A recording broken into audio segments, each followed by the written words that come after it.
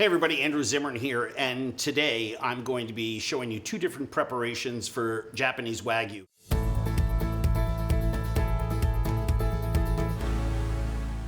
And I'm actually going to show you two different techniques for cooking it using the exact same pan. I have a small cut, a little square here that I took from the sirloin. I'm going to use that for Japanese Tataki. And then I have a larger block here that I have cut from the ribeye, center of the ribeye, and we're going to cook that reversed sear. First thing that I want to do is I want to get my sauces done for you. I have my soy sauce. Add that to the cup measure. My mirin, rice wine vinegar,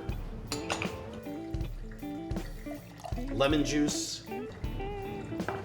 ginger slices, my kombu, which is seaweed, shaved, smoked, dried skipjack tuna or bonito. So we have everything in that mixture, and stick this in the refrigerator for at least 12 hours, preferably overnight. When it comes out, it looks like this. You can actually see the kombu here has rehydrated itself.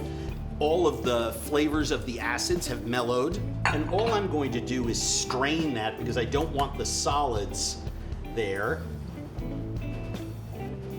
This is a beautiful ponzu sauce that's all ready to go for our tataki. For the seared beef with the mustard greens, I want to make a miso sauce. Just going to lower this temperature to maintain just a slight simmer. And into the bowl that I'm setting over the simmering water, I'm going to put my sake and mirin. I'm adding my soy sauce. I'm adding a little bit of instant dashi. This is dashi no moto. I've got Japanese mustard powder, but any mustard powder will do. Sugar.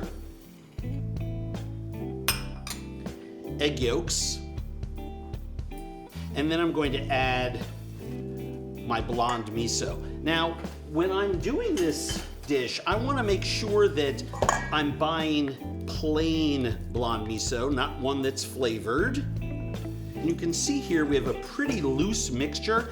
It's going to tighten up ever so slightly as we cook this miso sauce over this hot water bath until it reaches about 160, 170 degrees and those eggs set. You will be able to smell and taste as you're cooking and see the sauce tighten up. And the great thing about this sauce is that you can't overcook it. So now we're gonna start to reverse sear our larger cut of beef from the ribeye. And we do that in a cold pan. I have a cast iron skillet. I'm going to turn it on to a very, very, very low setting. I'm going to season. I don't wanna put any pepper, and I just place that right in the center of the pan. The smaller piece of beef, I'm gonna salt. I'm gonna add some sesame seeds there.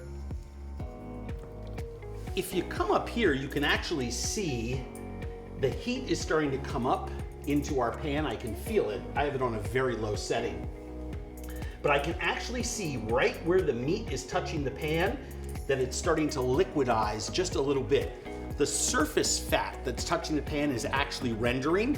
So you don't need, if you have a well-seasoned cast iron skillet or a well-seasoned carbon steel pan, you don't need to put any fat or oil or anything into the pan because the Wagyu's got so much fat in it, it's not gonna stick. We turn that over and you can see that it's turned gray. We've been cooking this for about 3-4 minutes per side. Now that the pan has been on the stove for about 8 minutes, even over a low setting, you can see here at the edge some very gentle liquid coming out of the steak. That's fat. So now that this has been cooking for about 13-14 minutes, I think it's ready to crank up the heat. And so I'm gonna put this all the way up to high. I'm gonna take my smaller cut of Wagyu here and put it right next to it. Okay, I can see by the smoke and the smell that my beef is ready to turn. You can see here, I've got a beautiful crust on there, both on my small piece. I'm not gonna cook it very long at all. Just a crust on the outside is all it takes. This other piece of beef has warmed up all the way through. We're still gonna be serving that, you know, maybe just north of medium rare. So I just killed the heat on that. I'm gonna let this big piece rest here. Take my smaller piece of meat there. Okay, so while the beef is resting, for our tataki, I just want just enough ponzu to coat the bottom. Take another spoon. This is toasted sesame oil. And then I have another oil here. This is toasted sesame oil infused with chilies. This sauce is very strong. You don't need much of it.